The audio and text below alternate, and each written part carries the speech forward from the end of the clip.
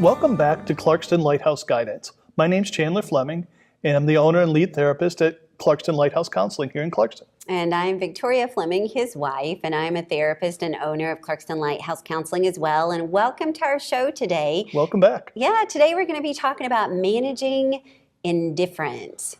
Ooh, managing indifference. Tough topic. Yeah. Winning the battle of caring. Who would ever think it'd be a battle to care? But there is that struggle between indifference and caring. And so I know you were very interested in exploring this topic. What elicited that desire? You know, it's really interacting with my clients. I keep saying I'm going to write a book. I don't think I ever will. But anyways, one of the books would be Love Me, Darn It. And the other one would be Managing Indifference. And it plays out in two primary areas, depression and anxiety, and then relationships. And we have to figure out, how do we manage our feelings, and what do we care about, what do we not care about. Mm-hmm. So in the case of depression, oftentimes people care about the wrong things. They get worried about what other people think, and their perceptions get thrown off. So they really don't they care too much. But oftentimes there's a sense of like hopelessness or not caring, like what's the use? Why should I even bother? And the same things in relationships. Our feelings get hurt in the relationships. So what does indifference mean? It's when a person really doesn't care about something, that there is little emotional connection to the event. Mm-hmm. So if somebody asks me, what do you want for lunch? I might say, I don't care. And you know what? I may really not care. Mm-hmm. And I know that's a miracle because some people really don't believe that. Mm-hmm. But you know what? Sometimes I just don't care. Mm-hmm. And there are sometimes in relationships that we really don't care. Even though the event could be negative and has a history of being negative, we move ourselves to a place where we don't care. So what we're looking at then is, with food, not so big a deal, but in a relationship, if I become indifferent, that's a warning sign. That's a concern, because I'm basically shrugging and saying, I don't care. Well, sometimes we have to. If you keep forgetting my birthday present every year, and every year I get angry and I cry about it, then I'm probably not managing indifference enough. I probably need more indifference. And say, you know what? She loves me in other ways. She always forgets my birthday, and my expectations are going to change. That although I want her to remember my birthday, at this point, after a long time of being married, I just don't care anymore. Okay. It's not going to be the criteria that I'm going to degrade my relationship on. Which is interesting, because then that's balancing that looking at caring too much, which is where if you became fixated on the gift, and the only way that I love you is if I give you a gift, and just so everyone knows I do, but people who care too much are often overly invested and feel great emotional pain and distress, and everything matters to them. So it becomes the birthday present, and symbols sometimes become overly important. And they'll dwell on this. They'll dwell on these things that they really should let go, which is where that balance of indifference can come in and help. So caring too much, indifference, that's what we're going to be navigating here, is how do we find those boundaries? How do we find that balance between, yes, caring and not overly indifferent? So let's take a look at that. Sure. So if you're crying over spilled milk like this guy is, he looks like he's pretty upset. Dude, it's just milk, okay? Don't cry about it. It'll be okay. Get a towel, clean it up. It'll be all right. Move on. Move on. Things break. But it's definitely trying to find that balance. And then the next type of people, just to kind of contrast those people who care too little, are those who care too much. And the people who care too much, everything seems to bother them. They get way too bogged down, like we said about the gift. So now you're trying to looking at the caring too little. So what does that look like? What's that balance? Thank caring you for the too save. little. Yep. People who care too little, oftentimes they really don't care. It's the lady who she had a car and she didn't change the oil for 30,000 miles. Yeah, I'll get to it tomorrow. I do know lots of people who get into a situation where they care far too little. And it's interesting because I want to read the slide. The slide says people who care too little often feel emotional pain and distress, which is the same terms that I use for those who care too much. That emotional pain and distress It's just a matter of timing. But what they would say is, oh, doesn't matter, whatever, doesn't matter. And they will frequently ignore things that they should be giving some attention to and fixing, like the woman with the oil. Sure. Change the oil. So again, it's finding that balance between caring too little, caring too much, and we need And help. they both call pain. Yes, they both Because cause pain. most people I know who care too little, in the long run, they're experiencing pain. The lady didn't really care in the short term about oil in her car, but in the long term, she cared about the big bills she got to replace the engine. And I do find that a lot of people who care too little, it's just bad coping. That they really do care, but they really don't want to. So it's important to legitimately look at how am I going to care, and finding that balance. And finding that balance is a defense mechanism, really. You know, the person who constantly says, oh, it doesn't matter, oh, I don't care, they're trying to guard themselves, but deep down very often that individual is just pushing it down, and there ends up being a buildup where I maybe didn't know that the birthday present was a big deal to you because you kept telling me, don't care, Right. stuffing it. And then, woo, one day I find out he cared a lot. And I do find most people in therapy who say, I don't care, it's a really big red flag that they really do care. But again, it's, do you care too much or do you care too little? And finding that balance is tough. And we really, really have to look at it.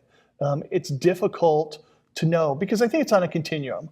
On one side is caring too little, on the other side is caring too much. It can be difficult to tell where we fall in that continuum. And people tend to value where they fall. So I would say that I fall in the continuum of caring too little. And isn't that awesome? Nothing bothers me. Not a big deal. I'll get And to it tomorrow. surprise, I'd probably fall on the continuum of caring too much, and I I don't would care probably about put that. a great, and I would put a great emphasis on I'm highly in tune with my emotions, and that I'm a highly sensitive person. Right, so we tend and try to value glorify that. where we Yep. fall on the continuum. So it's important in trying to find that balance, that it is a balance. Oftentimes other people can help, that we need to ask friends or people that we care a lot about, hey, where do you think we fall? And then really look for trends.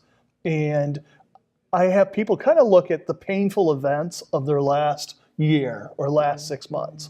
Some of my teenagers, some of their painful events were they didn't graduate. And when they looked at why they didn't graduate, well, I kept putting my homework assignments off. I didn't study for the test. I said I'd get to it later. And now they do care. And you're definitely a hitting, trend I there. think, in that example, the perfect need for the balance. On the one hand, they may have cared so much about doing so well in high school, they started falling behind, and rather than being able to deal with that falling behind, they decide, I don't care at all.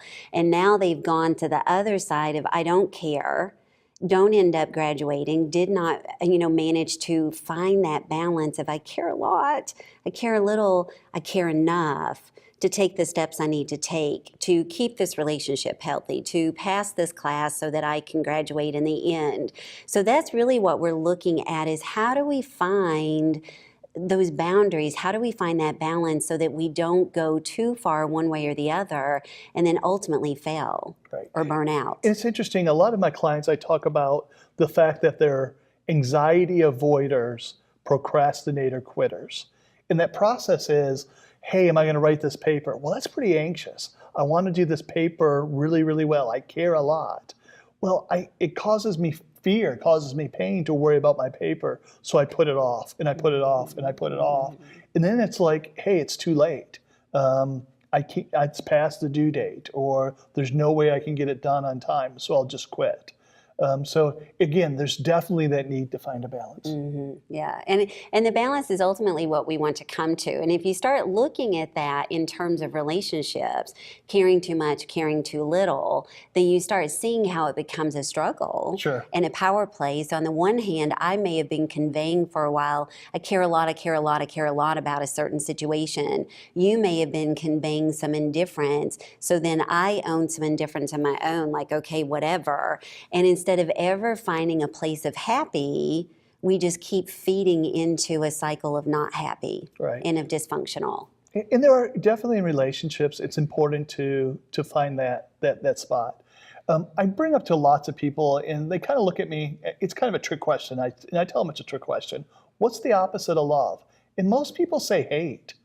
But the opposite of love is really not hate. Not It's at indifference. all. It's just that you have to care enough to hate.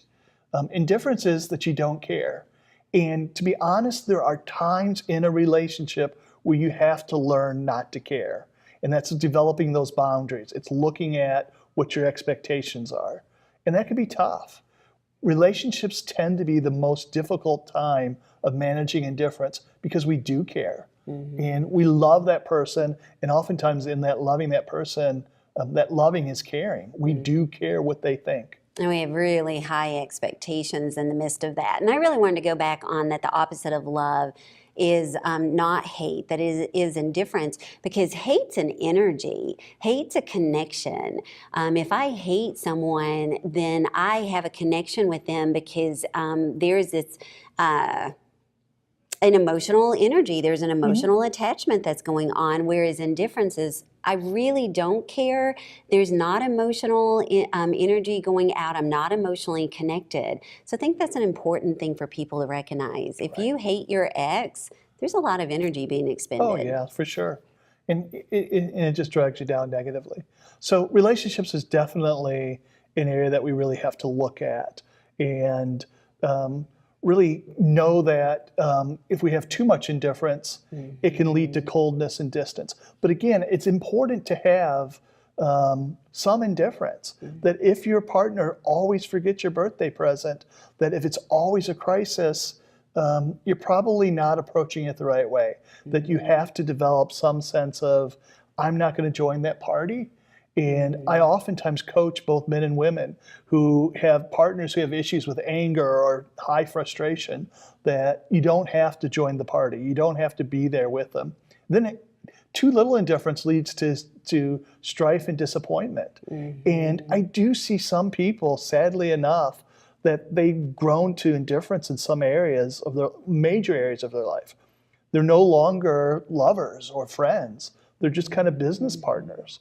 They don't date anymore. They don't talk. They don't do things together because they've allowed so much indifference to work into their relationship that it does lead to just strife and disappointment. And there's not enough connection there. Good relationships do require some fighting. Fighting for the good of the relationship. Partners sometimes do become distant, and it's important to reach out to them and say, hey, I want to spend time with you. I want to be with you. I miss those days. So let's take a look at an example of, say, a spouse that's late for dinner. You know, we'll do a stereotypical that is the husband, you know, that the wife has made dinner and it just constantly, most of the time, husband is late. When we're looking at too little indifference, then there's going to be strife, as we said in the previous slide. And the man's going to come home and there's going to be a fight. No holds barred. There's going to be a fight. The husband knows coming in there's going to be a fight. If there's too much indifference, then there's no sense of connection when he comes in. It's not, how was your day?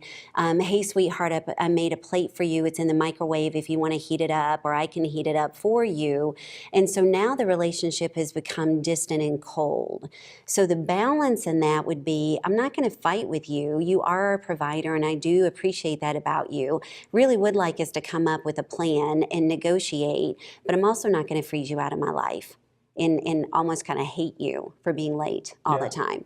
So Most definitely. One of the things I talk about with couples is really expressing love in the midst of a conflict. You know what? I love you and I care about you, but you really make me mad. I love you and I care about you, but you keep violating my rights. I do care about you though, and I do want things to get better. And I want to work on our relationship and see improvement in this area, but I do care. So again, this is definitely that teeter-totter, finding the balance. So there are some rules or some suggestions that we have regarding, you know, like fixing the leaking roof is one of them. Right. Right. So what's that? So remember the man with the leaky roof. Fix the roof when it's not raining. What's that about? I love this story. I tell it a lot. It applies to a lot of different situations. The man with the leaking roof is somebody walks into his store and he's carrying bunches of buckets and pots and stuff and trying to fix the roof. And somebody says, why don't you fix the roof? He goes, thunder, lightning, very dangerous, too much rain, can't fix the roof. He says, well, why don't you fix the roof when it's not raining? And the guy says, no rain, no problem, why bother? Oftentimes people face their relationships in that same way, that in the midst of that conflict, you really want to fix the roof. You really want to go and see what's under the surface. But because it's raining, it's not safe to bring it up. And then on the days afterwards where it's like, hey, honey, you said you're going to be home at 5 and it's been 7 all week and not even a phone call. You don't want to go there because, well, it's not raining and I don't want to upset the apple cart. So that there's too much indifference in that case. Right. Because actually the right thing to do would be when you're not in the middle of it, when it's not raining, have that conversation. Like a month before your birthday, you should be saying, hey, sweetheart, my birthday's coming up. Here are some things I would really like for my birthday present, and then text me, send me some pictures and start, because that's a balance where there's a part of you that's like, she may still forget. Sure. But it's not my birthday yet. You've given me enough time, and it's building hopefully a win-win rather than a lose-lose situation. Or the hostage, the terrorist dilemma. Explain the terrorist dilemma. Oftentimes in people that are in relationships with people that have those anger issues or those emotional outbursts, they feel like they're caught in a terrorist dilemma. And the terrorist dilemma is if you don't give with the hostages what they want, they blow things up. But if you do give them what they want, they keep taking hostages. And oftentimes in this example, the person's a hostage.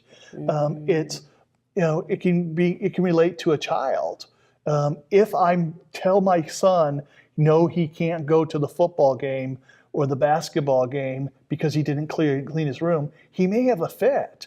He might scream. But if I don't tell him that, he constantly doesn't do what he's told to do. So I'm constantly fighting this battle. So oftentimes we have to work on recognizing that we have to fight and manage our indifference, but fight for the relationship and allow things to blow up. And what's interesting is oftentimes things blow up anyways. I know people that try to tiptoe around an angry child or an angry spouse or an angry boss, but in the long run, there are frequent blow-ups anyways. So sometimes you have to say, hey, I'm going to take on the terrorist. And if they blow things up, I'm going to be indifferent about it. I'm not going to be so upset that my son is crying because he didn't get to go to the game. It'll be okay. And this is where, having a friend or someone that you can call and say, whoa, I'm so wanting to give in to the terrorist. I'm so wanting to get into the terrorist. Speak some wisdom to me can be very helpful, because then you may act indifferent, but internally you may be feeling highly charged. And so find that moment. Sometimes when a relationship is looking to engage is the exact time that the other individual needs to take a time out and say, oh, just a minute, and run to the bathroom if necessary and go in there and just take that few minutes to kind of figure out what's the balance here, what's my end game, and what's the best conclusion we can come up with. So when we take a look at what we should do, first of all is really find yourself on the continuum, and that's kind of in a broad sense. So you may be more on the laid-back side or more on the serious side of things, but then look at it by area. So when it comes to your car, you may be really, really serious about it. But maybe when it comes to food, you're not. When it comes to, so you want to define those specific areas, and you may not know how far to the sides you are, but you can say, hey, I do know that I tend to be too serious. And that's a place to start. Where do you fall on the continuum? Okay. And then look for underlying causes. Oftentimes, this can be a sign of depression or anxiety on both sides. People who give up and are depressed, they have way too much indifference. Nothing matters. It's not. What's the use? They're without hope. And on the opposite side, people with anxiety or depression, they'll get too serious. They'll say everything matters. Just see how bad things are. And then so ask yourself: is there a family history? Is this the way when I got depression 5 years ago and had a really, really bad spell? Does this look similar? And then remind yourself of the current trend. Okay. So, what if I do find that I'm overly invested in some areas, not invested enough in other areas? What are some steps to kind of find that? Because I think sometimes it's a control issues. And so I may be overly invested in one area because I have a much greater sense of control. The car. You cannot eat in my car. And there's maybe an underlying sense of anxiety in my life where I can assert control in my car, but I've become under involved in some other areas where I don't feel like I have control. And so again, is that finding that balance and using the energy that may be being placed in the car and funneling it into this other really more important area. Yeah, and I think it's also really important just to be honest with yourself, to say, yeah, I am too serious about my car. It's just a car. And sure, somebody parked way too close to me, yes, but they didn't scratch my car. They didn't ding it up. They just parked too close, and I can accept that. But it's being honest with yourself. Oftentimes, when we look at ourselves, we see those qualities as being positive, and so we got to take ownership of it. We have to say, you know what, I do fall way too much on the wrong side of the scale. So so you using the word scale. So, and I know that's one of the things that we have listed to do is developing a scale. So what would that look like? So I'm having a meltdown because someone parked way too close to my car and could have scratched it, but did not scratch it. So the scale would look like, okay, Victoria, on a scale from 1 to 10, 1 being not a big deal at all, 10 being this is a huge big deal. Yeah, run over by a tank. Really, where is this at? Emotionally, I'm acting like it's a 7. Emotionally, I'm like having a fit, but in reality, what is it? It's really a 2 or maybe really even a 1, and developing that realistic scale. But then I may have another situation where my child borrowed my car without permission and did put a scratch, but I've decided I don't have control in this area, and I give it a 2 or a 3, and it really should be more of a 5 or a 6 or possibly even a 7. But but recognizing that scale, and again, that's where that balance is what's going on that I'm freaking out about something that's not so important, and then in an area where it's more important, I'm not, and finding that balance. What else? So I think that's really important. Sometimes we got to call a friend or a counselor. I think of the Who Wants to Be a Millionaire. Sometimes you got to do a call out and kind of get an assessment. And a good friend, a good counselor, they can truly be your lifeline. And what's neat is there's benefit to both. A friend knows you much better than your counselor does and knows the ins and outs of your life, knows your quirks.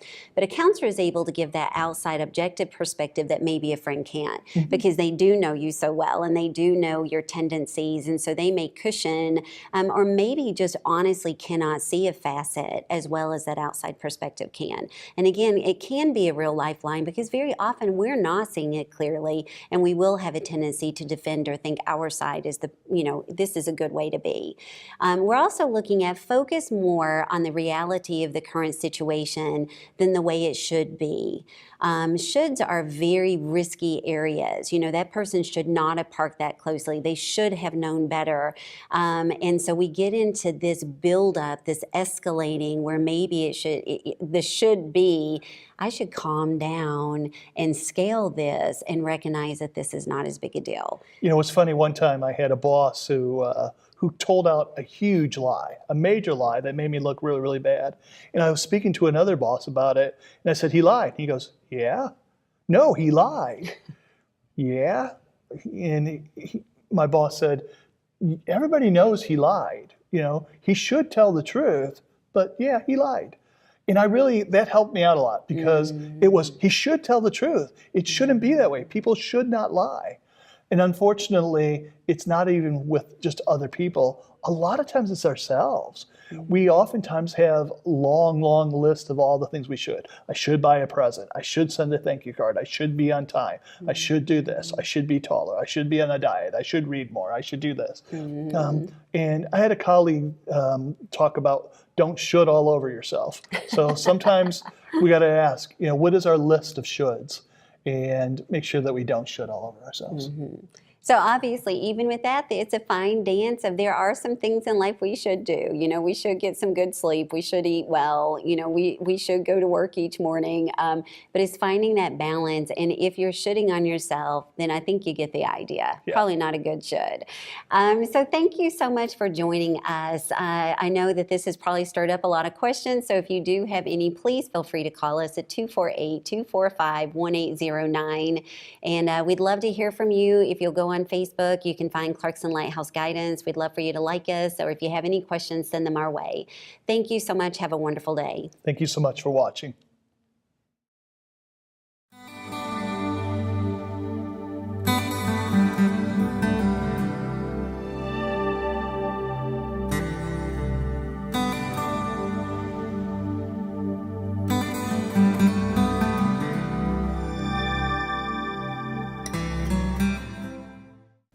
The views expressed in this show are for general educational purposes only and do not constitute professional advice on any subject matter, nor do they necessarily reflect the views or opinions of its guests or of Independence Television.